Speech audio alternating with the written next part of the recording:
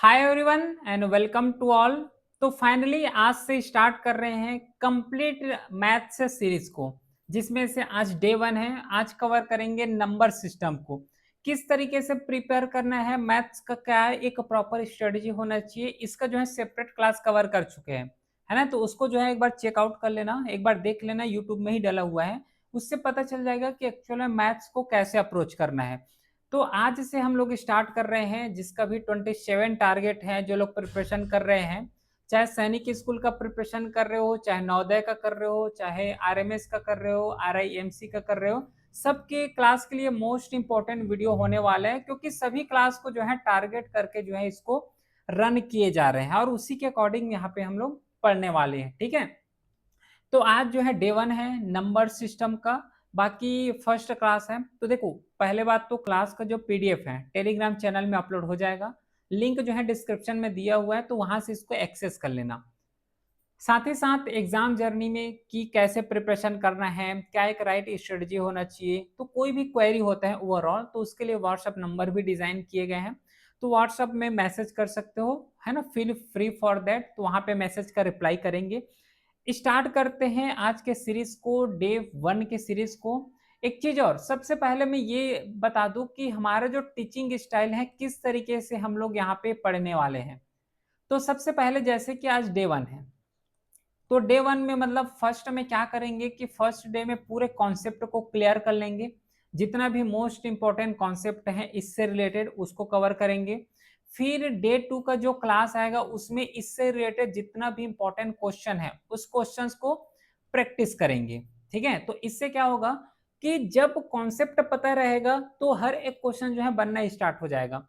इस तरीके से जो है प्रॉपर अप्रोच रहेगा। फिर इसको क्या करेंगे कि दोनों क्लास को एक साथ मर्ज कर देंगे, तो जो है उसका वन शॉट के फॉर्म में जो है इसको अपलोड कर देंगे। तो हर एक लेवल में जो है एडवांटेजेस होने वाले हैं। तो इस क्लास में ओवरऑल जो है पूरा कॉन्सेप्ट को डिस्कस कर लेंगे। देखो, कॉन्सेप्ट को डिस्कस करेंगे इसका मतलब ये नहीं कि प्रैक्टिस ही नहीं करने वाले हैं, ऐसा लॉजिक नहीं। इसमें प्रैक्टिस भी करेंगे, कॉन्सेप्ट भी डिस्कस करेंगे, कॉन्सेप्ट के साथ ही साथ कुछ क्वेश्चंस का प्रैक्टिस भी करेंगे। फिर इसके बाद सेपरेट वीडियो आएगा जिसमें ओवरऑल प्रैक्टिस करेंगे।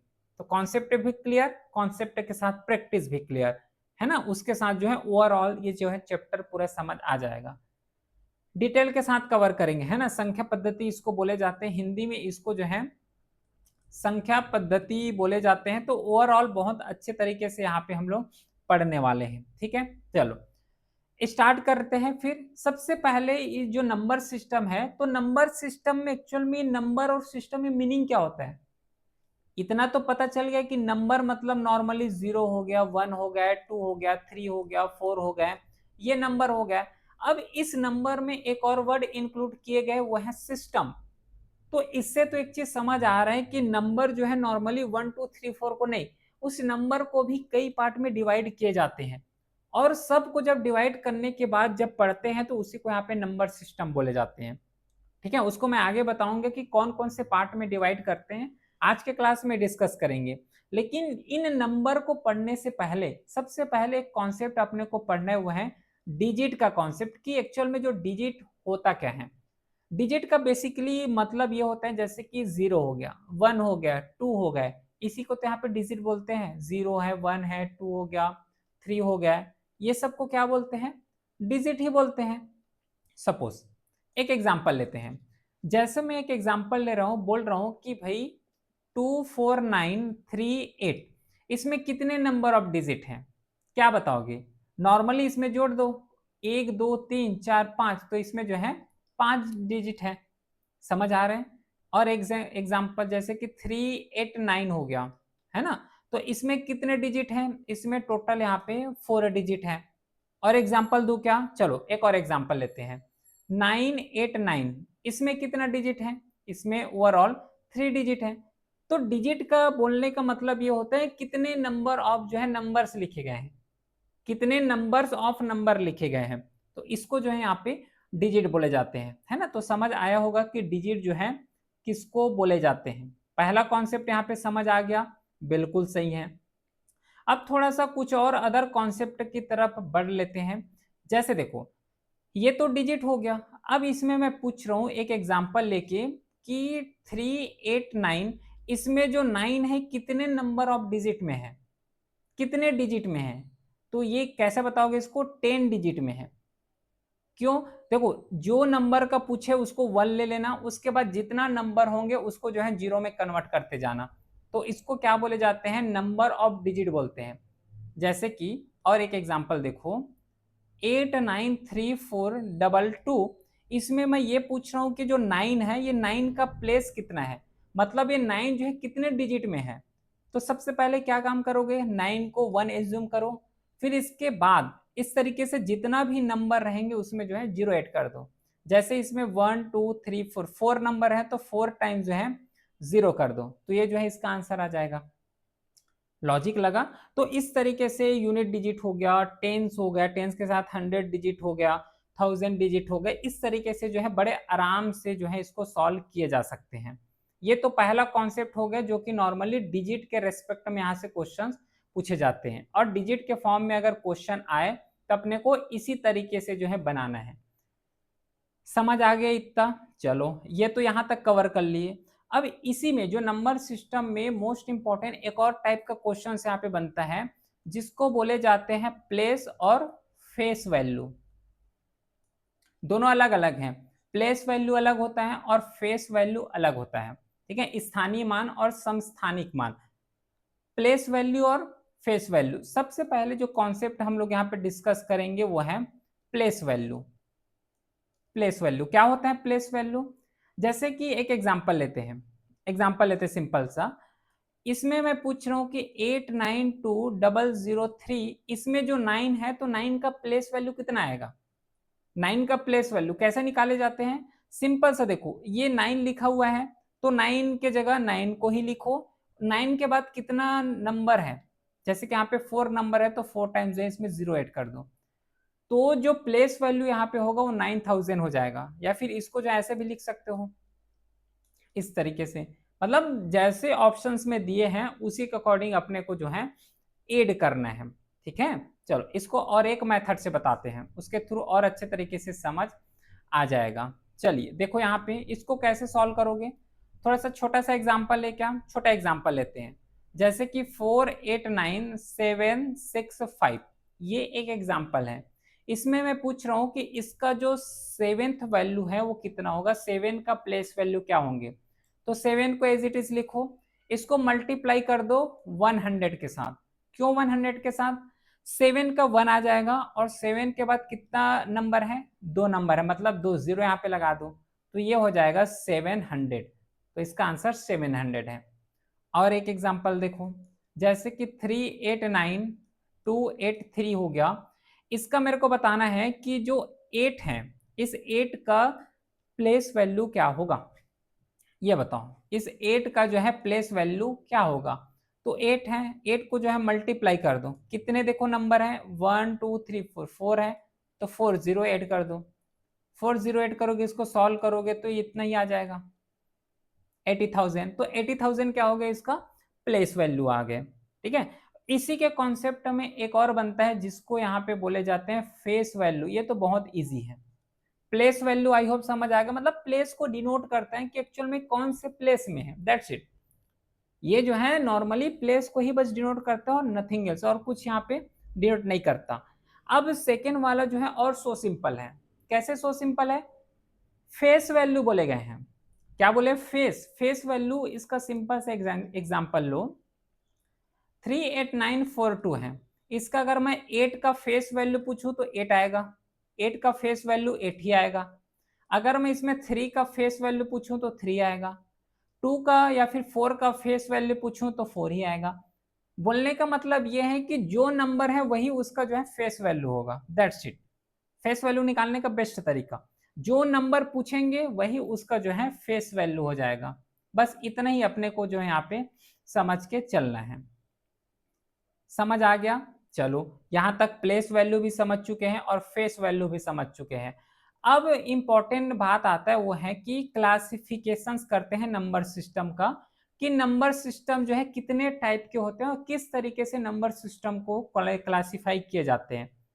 सबसे पहले जो नंबर सिस्टम आता है उसको बोलते हैं नेचुरल नंबर।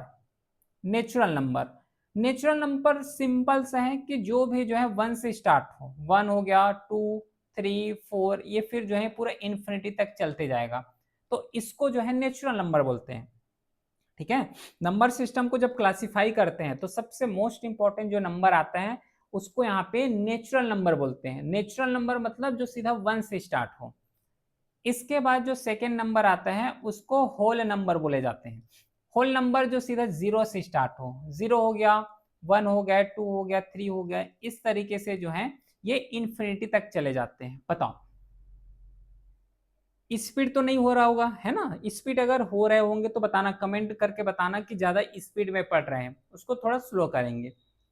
तो आई होप ये सब चीज समझ आ रहा होगा, क्योंकि डिटेल के साथ यहाँ पे डिस्कस कर रहे हैं। तो पहले तो मेरे को ये कंफर्म कर दो कि नेचुरल नंबर समझ आ गया किसको बोलते हैं, होल नंबर भी समझ आ गया किसको बोलते हैं।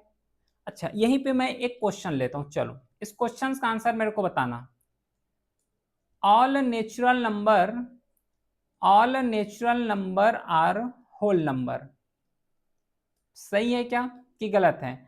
जितना नेचुरल नंबर है वो पूरा होल नंबर है ना? हर नेचुरल नंबर, हर एक प्राकृतिक संख्या जो है पूर्ण संख्या होता है। सही है कि गलत है? ये बिल्कुल सही है।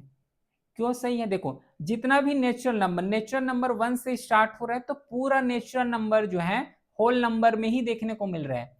पूरा नेचुरल नंबर जो है होल नंबर में है, इसलिए इसको बोलते हैं कि हर एक नेचुरल नंबर जो है होल नंबर होता है। लेकिन इसका वाइसा वर्स अगर करोगे कि अगर मैं ऐसा पूछूं कि all whole number are natural number, all whole number are natural number, तो ये गलत हो जाएगा। क्यों गलत होगा? क्योंकि होल नंबर में 0 है लेकिन नेचुरल नंबर में 0 नहीं है। तो इस पॉइंट को ध्यान से समझना, है ना? मैं जानबूझ के इस चीज को जो है डिनोट किया हूं। चलो अगला देखो, इसके बाद एक को बोले जाते हैं वो है even number. Even number, even number ऐसे जो कि सीधा 2 से डिविजिबल हो, है ना? ये थोड़ा सा यहाँ पे एक्यूरेसी के फॉर्म में अगर देखोगे तो उतना 100% एक्यूरेसी नहीं होता इसमें। लेकिन कोई सा भी नंबर अगर 2 से स्टार्ट हो रहा है, 2 उसके बाद एक गैप कर दो, 2 के बाद 4, एक गैप करोगे तो कितना आएगा? 6 आएगा, एक गैप कर दो। तो इस तरीके के जो नंबर आते हैं, मतलब कोई सा भी नंबर अगर 2 से स्टार्ट हो रहा होगा लेकिन बीच में गैप देना है, इसको जो है इवन नंबर बोलते हैं। उसके बाद इसी का एक और जुड़वा भाई आ जाता है, उसको बोले जाते हैं ओड नंबर। ओड नंबर क्या होता है? जो सीधा 1 से स्टार्ट है, 1 से स्टार्ट करो फिर एक को जो है गैप करते जाओ, 1 हो गया, 3, 3 के बाद 5, 5 के बाद 7, 7 के बाद 9, इसको क्या बोलोगे? Odd number. तो ये हो गया एक इवन नंबर और दूसरा ओड नंबर। समझ आया? इवन नंबर ओड नंबर किसको बोलेंगे? इवन नंबर जो 2 से स्टार्ट हो रहे हैं और उसको जो है गैप करते चलना। ओड नंबर सीधा 1 से स्टार्ट हो रहा है फिर उसको जो है गैप करते चलना है। क्लियर है? चलो, इसके बाद जो नेक्स्ट नंबर आएगा वो है इंटीजर। इंटीजर बिल्कुल सिंपल सा है। कैसे सिंपल सा है? कोई सा भी नंबर लो, चाहे पॉजिटिव लो, चाहे निगेटिव लो, चाहे जीरो लो, सबको इंटीजर बोलेंगे। सब नंबर को ही इंटीजर बोले जाते हैं। एग्जाम्पल, जैसे यहाँ पे -3, -2, -1, फिर 0 हो गया, 1 हो गया, 2 हो गया, 3 हो गया, ये पूरा सबको जो है इंटीजर बोलते हैं। बस एक चीज यहाँ पे ध्यान रखना, अगर कोई सा भी नंबर अगर पॉजिटिव में है तो इसको बोले जाएंगे पॉजिटिव इंटीजर, अगर ये निगेटिव में है तो इसको बोले जाएंगे निगेटिव इंटीजर। That's it. पहले बात ध्यान रखोगे कि सब नंबर को जो है इंटीजर बोलेंगे। अगर वो नंबर पॉजिटिव में है तो पॉजिटिव नंबर बोल देना, अगर वही नंबर निगेटिव में है तो निगेटिव इंटीजर बोल देना। बस इतना ही तो लॉजिक है, सो सिंपल। ठीक है, तो पॉजिटिव इंटीजर और निगेटिव इंटीजर, ये नंबर के बारे में समझ आया। चलो और कुछ नंबर डिस्कस कर लेते हैं। इसके बाद नंबर आएगा जिसको बोले जाते हैं प्राइम नंबर। प्राइम नंबर किसको बोलोगे? प्राइम नंबर पता है क्या किसी को? बताओ। प्राइम नंबर ऐसे नंबर को बोले जाते हैं जिसका फैक्टर केवल 2 हो। जिसका जो फैक्टर है, फैक्टर अगर 2 आ रहे हैं, इसको प्राइम नंबर। दो नंबर नहीं, मतलब दो नंबर आना चाहिए, डिफरेंट डिफरेंट दो नंबर, ये सिंपल दो बस, ऐसा नहीं। एग्जाम्पल देखो तब यहां समझ आएगा। जैसे कि 3 हो गया, 3 किसके किसके टेबल में आएगा? एक तो 1 के टेबल में आएगा और एक खुद के टेबल में आएंगे। तो इसमें दो नंबर आया, एक 1 और एक 2। तो जिसका फैक्टर जो है, फैक्टर जब निकालोगे तो गुणनखंड जब उसको करोगे तो जिसका फैक्टर 2 आए उसको यहाँ पे प्राइम नंबर बोले जाते हैं। और एक एग्जांपल देखो, जैसे कि यहाँ पे मैं लेता हूँ 5 का। 5 का अगर फैक्टर करोगे, मतलब 5 का फैक्टर बोलने का मतलब ये है कि किसके किसके टेबल से 5 जो है डिविजिबल हो जाएगा। बस इतना ही लॉजिक लगा लो, पूरा फैक्टर निकालना सीख जाओगे। 5 जो है किसके टेबल में जो है डिवाइड हो जाएगा, जैसे कि 1 के टेबल में डिवाइड हो जाएगा, उसी के साथ सीधा ये 5 के टेबल में डिवाइड होगा। मतलब इसमें कितने नंबर ऑफ फैक्टर हैं, 2 नंबर ऑफ फैक्टर हैं, तो इसको क्या बोलोगे, प्राइम नंबर बोलेंगे। लेकिन एक चीज मेरे को बताओ कि जितना भी नंबर है क्या हर एक नंबर में केवल 2 ही फैक्टर आएंगे? ऐसा हो सकता है क्या? नहीं हो सकता। कुछ के टेबल में या फिर कुछ का नंबर ऐसे होंगे जिसका फैक्टर 2 से ज्यादा आ जाए। एग्जाम्पल और लेते हैं, जैसे देखो, अगर मैं एक एग्जांपल लेता हूं 8 का। 8 का कौन कौन से फैक्टर होंगे, पहले 1 हो गया, 2 हो गया, 4 हो गए, 4 के साथ 8 हो गए। तो इसमें तो देखो यहाँ पे 4 फैक्टर आ गया जो कि 2 से ज्यादा है ना, 2 फैक्टर से ज्यादा है, यहाँ पे 4 फैक्टर आ गए। तो जब भी 2 फैक्टर से ज्यादा हो इसको यहाँ पे बोले जाते हैं कंपोजिट नंबर। अगर केवल 2 ही फैक्टर आ जाए तो उसको प्राइम नंबर बोलेंगे, और 2 से ज्यादा फैक्टर आ जाए तो उसको जो है कंपोजिट नंबर की कैटेगरी में रखे जाते हैं। तो इस नंबर के बारे में ध्यान में रखना, क्वेश्चन यहाँ से पूछे जाते हैं, है ना, कॉन्सेप्ट है। फिर इसके बाद जो आएगा उसको बोलते हैं rational number. Rational number, rational number ऐसे नंबर को बोलते हैं जिसे पी अपॉन क्यू के फॉर्म में रिप्रेजेंट कर सकते हैं। पी अपॉन मतलब जो फ्रैक्शन होता है, तो फ्रैक्शन के फॉर्म में जिसको लिखा जाए उसको रेशनल नंबर बोलते हैं। लेकिन एक चीज ध्यान रखना कि जो क्यू है, जो डिनोमिनेशन है, वो कभी भी 0 नहीं होना चाहिए।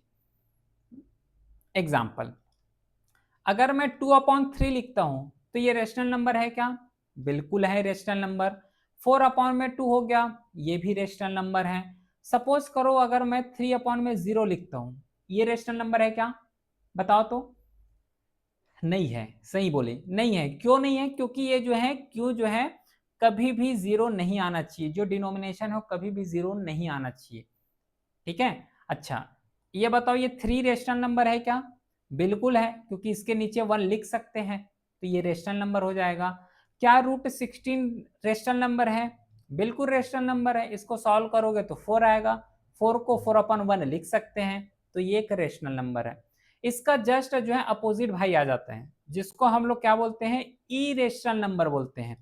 ई रेशनल नंबर जिसे पी अपॉन क्यू के फॉर्म में रिप्रेजेंट नहीं कर सकते, जिसे पी अपॉन क्यू के फॉर्म में रिप्रेजेंट नहीं कर सकते, उसको जो है क्या बोलते हैं, इरेशनल नंबर की कैटेगरी में रखे गए हैं। जैसे एग्जांपल लेते हैं, उससे ज्यादा अच्छे से समझ आएगा। एग्जांपल में जैसे कि अगर मैं लूं √2 हो गया, ये एक इरेशनल नंबर है। उसके साथ अगर मान लो मैं √9 लेता हूं, ये रेशनल नंबर है कि इरेशनल? ये रेशनल नंबर है, ध्यान रखना। क्यों? क्योंकि √3 को 3 लिख सकते हैं, और 3 लिख सकते हैं मतलब 3/1, मतलब ये रेशनल नंबर है, ना कि इरेशनल नंबर। ये सब पॉइंट को ध्यान में रखोगे, बहुत इंपॉर्टेंट है, मोस्ट इंपॉर्टेंट ये सब कॉन्सेप्ट है ना। तो इन सब चीज को जो है अच्छे तरीके से माइंड में बैठा के रखोगे। ठीक है, तो जितना भी क्लासिफिकेशन है, जितना भी टाइप्स का है, उस हर एक टाइप्स को यहाँ पे डिस्कस कर लिए हैं। अब आते हैं मेन थिंग, वो है डिविजिबिलिटी रूल, जहां से हर साल क्वेश्चन पूछे जाते हैं और बार बार क्वेश्चन यहां से बनता है। टॉपिक है डिविजिबिलिटी, डिविजिबिलिटी रूल। यहां से जो है क्वेश्चंस बहुत बार बार पूछे जाते हैं। चलो, डिविजिबिलिटी रूल का एक्चुअल मीनिंग क्या होता है? सपोज करो एक चीज यहाँ पे कि अगर मैं एक नंबर देता हूँ 4, 8, 9, उसके साथ 8, 9, 3, 2, 8, 6, ये नंबर है। मैं बोल रहा हूँ कि ये नंबर को ये बताओ कि ये जो है 2 से डिवाइड होगा कि नहीं होगा, है ना। अगर मैं ये पूछूं कि ये नंबर जो है 9 से डिवाइड होगा कि नहीं होगा, तो क्या इसको इस तरीके से पूरे को डिवाइड करते रहोगे? नहीं। अगर इस तरीके से डिवाइड करोगे तब तो ये तो पूरा डिस्क्रिप्शन में बन जाएगा। फिर इस तरीके से अगर डिवाइड करते रहोगे तो एग्जाम में तो क्वेश्चन छूट जाएंगे, टाइम बहुत ज्यादा लेगा। तो इसी को ही सॉल्व करने के लिए यहाँ पे डिविजिबिलिटी रूल लाए गए हैं। ठीक है, जिसे भाग का नियम भी यहाँ पे बोलते हैं। इसमें अपने को डिविजिबिलिटी रूल पढ़ना होता है। कौन कौन से डिविजिबिलिटी रूल है, चलो वन बाय वन करके डिविजिबिलिटी रूल फाइंड आउट करते हैं। सबसे पहला जो डिविजिबिलिटी रूल हम लोग यहाँ पे पढ़ने वाले हैं वो है डिविजिबिलिटी रूल ऑफ 2 का। सबसे पहले 2 का डिविजिबिलिटी पढ़ते हैं। सपोज करो, अगर देखो डिविजिबिलिटी रूल 2 का क्या है कि लास्ट का 1 डिजिट, देखो लास्ट का 1 डिजिट अगर 2 से डिविजिबल है तो समझ जाना कि वो पूरा जो नंबर है वो 2 से डिविजिबल होगा। कैसे? एग्जाम्पल, जैसे कि मैं बोल रहा हूं कि 42894। अब मैं ये पूछ रहा हूं कि ये बताओ कि जो नंबर लिखा हुआ है ये जो है 2 से डिविजिबल होगा कि नहीं होगा। इसको पता लगाने का बेस्ट तरीका यह है कि लास्ट का एक डिजिट देखो, लास्ट का एक डिजिट यहाँ पे 4 है, इसको जो है 2 से डिवाइड कर दो। 2 से डिवाइड करोगे तो 2 2 जा 4 चला गया, मतलब यहाँ पे पूरा कट गया। पूरा कट गया इसका मतलब ये है कि जो नंबर, ये जो पूरा होल नंबर है, ये पूरा होल नंबर 2 से डिविजिबल होगा। कैसे पता कि बस लास्ट के एक डिजिट को डिवाइड कर दो, अगर डिविजिबल पूरा हो रहा है तो समझ जाना कि जो है ये नंबर 2 से डिविजिबल होंगे। दैट्स इट, बस इसमें इतना कॉन्सेप्ट है। सेकेंड जो हमें डिविजिबिलिटी रूल पढ़ना है वो है डिविजिबिलिटी ऑफ 4 का डिविजिबिलिटी। इसमें क्या करना है कि सिंपल से ये देखो, लास्ट के 2 डिजिट अगर 4 से डिविजिबल है तो समझ जाना कि जो नंबर दिए हुए हैं वो 4 से डिविजिबल हो जाएगा। एग्जाम्पल जैसे कि देखते हैं कि 4983216, ये जैसी कि एक एग्जाम्पल है। अगर मेरे को चेक करना है कि नंबर जो है 4 से डिविजिबल होगा कि नहीं होगा ये बताओ, तो कैसे करोगे? सिंपल सा लास्ट का 2 डिजिट देखो, लास्ट का 2 डिजिट कितना है 16, 16 को 4 से डिवाइड करो तो 4 4 जा 16, ये कट गया, मतलब यहाँ पे 0 आ गए, रिमाइंडर जो है 0 आ गए, तो ये समझ जाओ कि नंबर क्या होगा, पूरा नंबर जो है 4 से डिविजिबल होंगे। तो इस तरीके से जो है डिविजिबिलिटी रूल निकाले जाते हैं। ठीक है, तो एक 1 का निकाल लिए, एक 2 का निकाल लिए। अब आते हैं थोड़ा सा अगला, जो कि अब नेक्स्ट जो डिविजिबिलिटी रूल अपने को पढ़ना है वो है डिविजिबिलिटी ऑफ 08, मतलब 8 का डिविजिबिलिटी रूल। 8 का डिविजिबिलिटी रूल में सिंपल सा फंडा अप्लाई करो, अगर लास्ट के 3 डिजिट, ठीक है, अगर लास्ट के 3 डिजिट अगर जो है डिवाइड हो रहे हैं तो समझ जाना कि नंबर जो है डिविजिबल होंगे ही होंगे। एग्जाम्पल जैसे कि अगर मैं डिविजिबिलिटी रूल 8 का ही अगर एग्जाम्पल लूं तो कई यहाँ पे एग्जाम्पल होते हैं, कोई सा भी अपना लेवल में एग्जाम्पल ले सकते हैं। जैसे कि एक एग्जाम्पल है 6288, 6288, ये पूछ रहा हूं कि डिविजिबिलिटी है कि नहीं है। कैसे चेक करोगे? तो सिंपल सा लॉजिक है, इसको जो है लास्ट के 3 डिजिट, लास्ट के 3 डिजिट कौन हो गया 288, इसको जो है 8 से डिवाइड करो, 8 से जो है इसको डिवाइड कर दो, फिर देखो आंसर आ रहा है कि नहीं आ रहा है। 8 से डिवाइड करो कितना आएगा, 8 3 जा 24 आ गया है ना, 24, ये 4 हो गया और ये 48 हो गया। कितने टाइम में चला जाएगा ये? 8 5 जा 40 हो रहा है ना, 48, ये तो पूरा कट रहा है, पूरा कट रहा है, इसका मतलब क्या है कि नंबर जो है 8 का डिविजिबल है। तो बोलने का मतलब ये है कि अगर लास्ट के 3 डिजिट अगर डिवाइड हो रहे हैं तो समझ जाओ कि ये जो है 8 का डिविजिबल होंगे। बस ये जो है अपने को इसमें समझना है। और भी डिविजिबिलिटी रूल है ना, इतना बस नहीं, और भी डिविजिबिलिटी रूल है। चलो फोर्थ देखो, अब जो नेक्स्ट जो डिविजिबिलिटी रूल अपने को कवर करना है वो कौन सा डिविजिबिलिटी रूल है? Divisibility rule of 3। चलो अब जो है 3 का डिविजिबिलिटी रूल पढ़ते हैं। 3 का डिविजिबिलिटी रूल बिल्कुल सिंपल है, 3 का डिविजिबिलिटी रूल और 9 का, दोनों का डिविजिबिलिटी रूल बिल्कुल सिंपल है।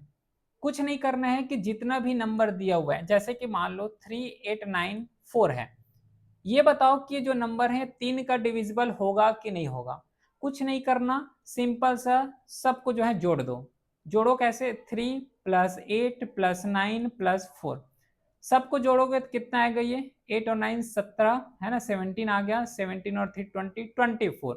अब ये 24 को जो है 3 से डिवाइड कर दो, अगर ये 24 3 का डिविजिबल है तो फिर ये पूरा नंबर जो है डिविजिबल हो जाएंगे, और क्लियरली ये जो है 3 से डिविजिबल है, तो ये जो है क्या होगा कि नंबर जो है 3 का डिविजिबल है। सेम लॉजिक जो है 9 के लिए भी अप्लाई कर सकते हो। अगर 24 9 से डिविजिबल होंगे मतलब ये नंबर जो है डिविजिबल हो जाएगा। समझ आया क्या कि नहीं समझ आया? आई होप समझ आ गया होगा। ठीक है, चलो अब अगला नेक्स्ट कवर करते हैं, वो है डिविजिबिलिटी रूल ऑफ 5 का। 5 का डिविजिबिलिटी रूल, अगर देखो 5 का डिविजिबिलिटी रूल पता अगर करना है तो यूनिट डिजिट जो होंगे उसको या तो 0 आ जाए या फिर 5 आ जाए।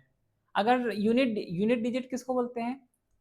यूनिट डिजिट, यूनिट डिजिट किसको बोलते हैं? जैसे कि ये 2 8 9 है, तो ये जो ये वाला साइड का जो 9 है, 9 इसका यूनिट डिजिट कहलाएगा, फर्स्ट डिजिट। ठीक है, तो इस यूनिट डिजिट में अगर 0 आ जाए या तो 5 आ जाए तो समझ जाना कि ये जो है 5 का डिविजिबिलिटी है। एग्जाम्पल जैसे कि अगर 2800 तो यहाँ पे 0 आ गया तो ये यूनिट डिजिट है, मतलब 5 से जो है पूरा ओवरऑल कट जाएगा। तो इस तरीके से जो है एक्चुअल में फाइंड आउट किए जाते हैं। इतना समझ आया? बाकी जितना भी डिविजिबिलिटी रूल है मैं सब एग्जाम्पल के थ्रू जब सॉल्व करेंगे उस समय जो है बता दूंगा उसको, साथ ही साथ ऐसे में और ज़्यादा अच्छे तरीके से समझ पाओगे जब वहीं पे कवर कराऊंगा। तो ये तो नॉर्मल बेसिक्स है, जितना भी मोस्ट इंपॉर्टेंट डिविजिबिलिटी रूल है उसको कवर किए हैं। सेम जो है डिविजिबिलिटी रूल आएगा वो है 10 का। 10 का डिविजिबिलिटी रूल क्या होता है कि लास्ट में 0 बस आना चाहिए। अगर लास्ट में 0 आ रहा है तो समझ जाना कि 10 का डिविजिबिलिटी रूल है, अदरवाइज जो है वो डिविजिबल होगा ही नहीं, डिविजिबल नहीं होने वाले हैं। ठीक है, तो ये रहा कुछ बेसिक्स कॉन्सेप्ट जिसके थ्रू यहाँ पे एक्चुअल में समझने का ट्राई किए हैं कि किस तरीके से जो है क्वेश्चंस को सॉल्व किए जाते हैं। इस क्लास में ध्यान में रखना जो बेसिक कॉन्सेप्ट रहे उस बेसिक कॉन्सेप्ट को ही यहाँ पे डिस्कस किए हैं। बाकी कुछ और मिसलिनियस टाइप के जो है कॉन्सेप्ट आते हैं जिसको मैं सीधा क्वेश्चंस के साथ ही साथ वहाँ पे डिस्कस कराने वाला हूँ। तो इसके बाद का मतलब जब कल क्लास करेंगे तो कल की क्लास में पूरा जो है प्रैक्टिस ही कवर करने वाले हैं। मोस्ट इंपॉर्टेंट क्वेश्चंस सॉल्व करेंगे, पीवाईक्यू भी सॉल्व करेंगे, तो नंबर सिस्टम अब आसानी से सॉल्व होना स्टार्ट हो जाएगा। ठीक है, तो फिर मिलते हैं नेक्स्ट क्लास में, तब तक के लिए thank you, well done, have a great day.